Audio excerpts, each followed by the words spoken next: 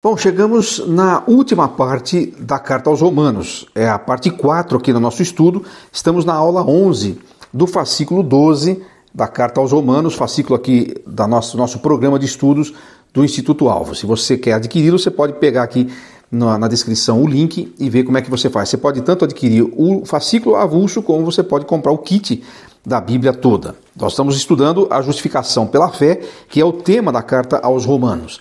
E na última aula nós vamos tratar dos capítulos 9 a 16, e a razão para isso é que nós não vamos entrar nos capítulos 9 a 11 especialmente, que são capítulos que são bastante controversos às vezes, que demandam muitas discussões, porque nós temos ali uma descrição da soberania de Deus e do direito de Deus agir escolhendo quem Ele quer, e se Ele quisesse salvar alguns e não salvar outros, Ele teria o direito de fazer isso. Eu pessoalmente não creio que o texto está dizendo que Ele faça isso, mas pelo menos que Ele tem o direito de fazer isso. Mas eu não quero entrar nos meandros dessa discussão. Eu quero que a gente continue percebendo que o fio da meada dessa carta, o tema central é a justificação pela fé.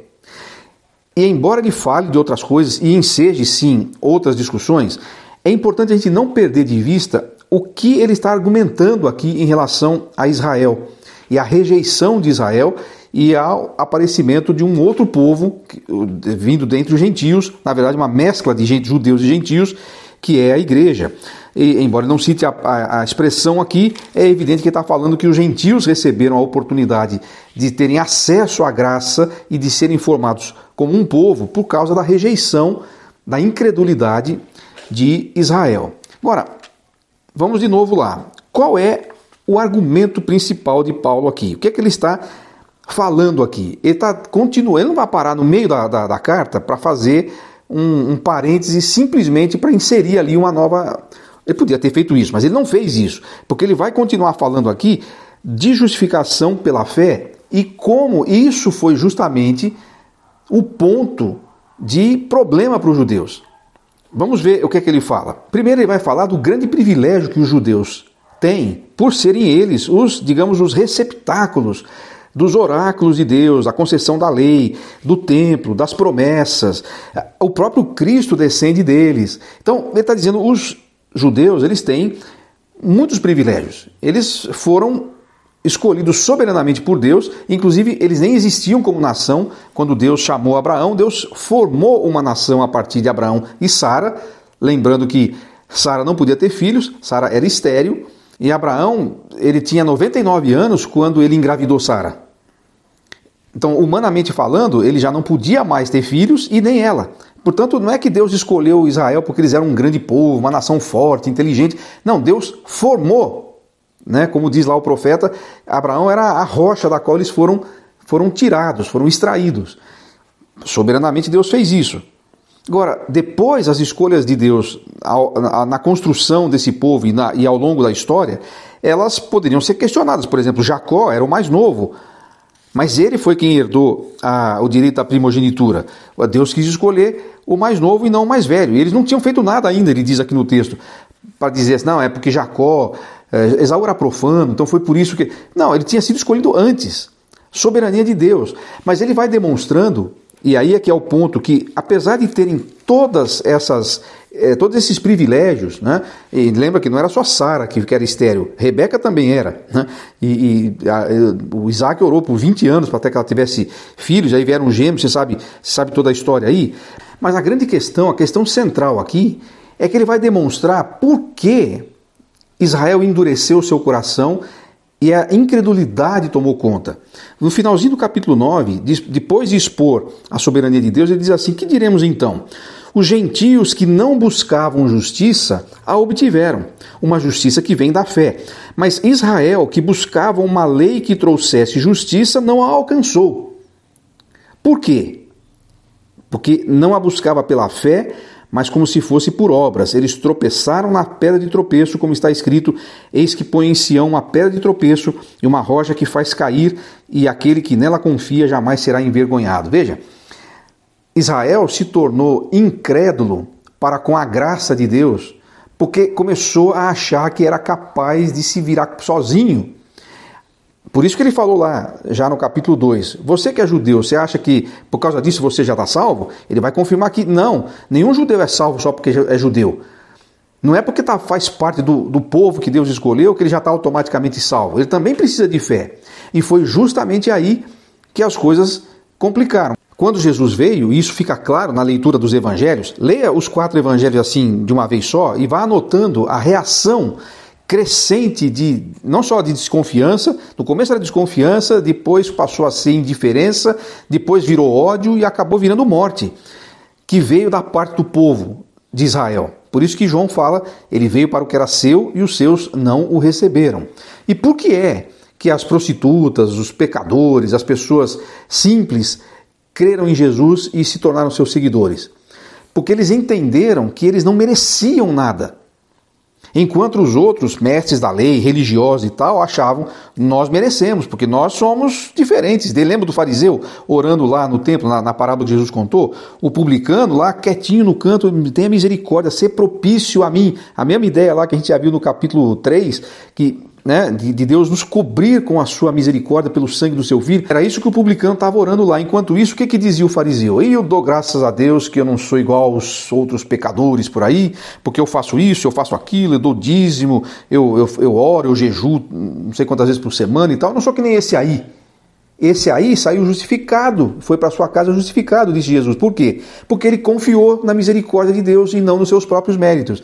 O que Paulo está dizendo aqui, nesses capítulos 9, 10 e 11, é justamente isso. E independente das outras coisas que você possa concluir ou discutir nesses capítulos, você não pode perder de vista o que está acontecendo de fato nesses argumentos. A justificação pela fé foi o grande problema para Israel. E é justamente por causa disso que eles tropeçaram na pedra de tropeço. Jesus, que era a encarnação da graça, foi rejeitado por eles. Eles achavam que pela lei sozinhos conseguiam dar um jeito. Então é essa a principal questão aqui nesses capítulos 9 a 11 que eu gostaria de destacar. Pelo menos é essa a linha pela qual nós caminhamos aqui no nosso estudo. Você pode usar esse texto para discutir as outras coisas, mas aqui nós vamos separar somente esse aspecto que eu entendo seja o aspecto central do argumento de Paulo na carta. A justificação pela fé. É porque ele diz aqui que os gentios não buscavam a justiça e obtiveram a justiça que vem da fé. Porque os gentios, eles não estavam querendo se auto-justificar, eles sabiam que estavam perdidos. É o caso lá dos publicanos, pecadores, das prostitutas que sabiam que estavam sem chance e que viram em Jesus a sua chance pela misericórdia de Deus. Então esse é o argumento central aqui. Mas aí o final da carta, que também é preciosíssimo, capítulos 12 em diante, aí então Paulo vai, como ele sempre faz nas suas cartas, depois de apresentar a teologia, a doutrina, a verdade, o conceito teológico, ele vai mostrar como isso tem que ser aplicável à vida.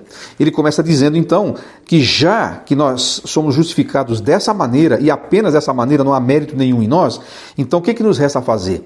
Resta nos apresentar como um sacrifício vivo, como um holocausto, aquele holocausto lá do Velho Testamento que era a oferta que era totalmente queimada. Então ele está dizendo, uma vez que você foi justificado pela fé e está salvo, está seguro disso, agora se apresente como um sacrifício vivo diante de Deus.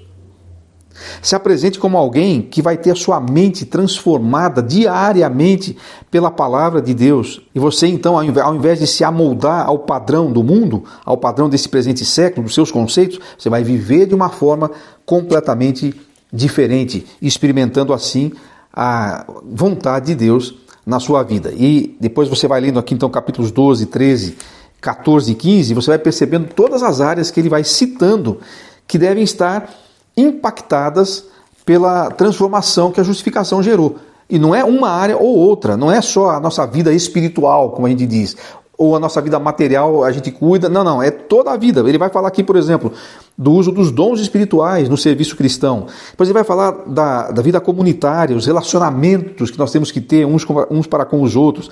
Depois ele vai falar da nossa vida em sociedade, nossa postura como justificados diante da sociedade, que às vezes é dominada e governada por homens ímpios, mas ele mostra a postura que nós devemos ter, nossas obrigações, inclusive de pagar imposto e tal. Depois ele vai falar no capítulo 14 sobre a nossa atitude em relação aos crentes mais fracos, aqueles que ainda não são maduros, e como nós devemos tolerar, suportá-los e ajudá-los nessa caminhada, de maneira que eles não se escandalizem por alguma coisa que a gente venha a fazer ou a defender. Embora ele não está dizendo aqui que nós devemos manter o irmão fraco o resto da vida. Nós devemos levá-lo à maturidade, mas até lá devemos ter a devida paciência com ele, porque o reino de Deus está acima das nossas opiniões, das nossas questões de comida ou bebida. Então ele vai mostrando nesses capítulos que agora que você é justificado, como ele já tinha falado no capítulo 6, você tem que viver num outro nível. Capítulos 12, 13, 14 e 15, especialmente 12 a 14, nos mostram uma vida em um altíssimo nível. Só os justificados conseguem viver assim. Se tem gente na igreja que tem dificuldade de se encaixar nesses capítulos, eles precisam questionar primeiro se são já justificados mesmo pela fé, se já creram mesmo, ou se apenas trocaram de time, porque você sabe que tem gente que é assim. Tem gente que não se converte a Jesus, não é justificado, não crê em Jesus, apenas se agrega assim a um novo grupo. O sujeito ia no clube de domingo, ia jogar tênis lá, ou jogar golfe, ou jogar beach tênis, e tinha a sua galera e tal. Não estou falando que está nada errado nessas coisas, só estou dizendo assim, ele tinha uma galera com quem ele convivia. Aí ele começou a gostar dos crentes, tal, começou a caminhar com eles, e ele nunca teve conversão, ele nunca creu em Jesus, mas ele começou a gostar, então ele está acompanhando por aqui. Só que essas coisas do capítulo 12 em diante não fazem sentido para ele. É ele que quer continuar vivendo que nem aquele pessoal do capítulo 6. Vou continuar minha vidinha do mesmo jeito, porque ele não teve transformação. Quem foi transformado, agora não pode mais viver daquele jeito. Então, a justificação pela fé, ela tem obrigatoriamente que nos levar a um antes e a um depois. Eu era assim, agora sou justificado. Não posso mais ser assim, vou ser de um outro jeito completamente diferente. Essa carta é absolutamente preciosa. Ela é preciosa até nos seus finalmente, porque as despedidas que ele faz aqui no capítulo 16, citando muitas pessoas nominalmente, elas valem uma aula só para elas. Um dia eu vou fazer uma aula bônus só para essas despedidas que eu chamo de despedidas cheias de significado. E elas demonstram um apóstolo Paulo com um coração assim, cheio de amor e com muitos amigos que ele tinha espalhados mundo afora, né? Que privilégio! Esse é um privilégio daqueles que fazem parte da família de Deus. Bom, é claro que eu não quero esgotar as possibilidades de aprendizado na carta aos Romanos, mas essas 4 aulas, se você não pegou uma das 3, volte aqui no nosso canal e procure as demais aulas. Elas são apenas um aperitivo assim, para você pegar um gosto de voltar e mergulhar fundo nessa carta de Paulo aos Romanos, inspirada por Deus, para o nosso benefício, para o nosso crescimento, para o fortalecimento da nossa fé. Que Deus te abençoe, nós nos encontramos em breve numa próxima aula.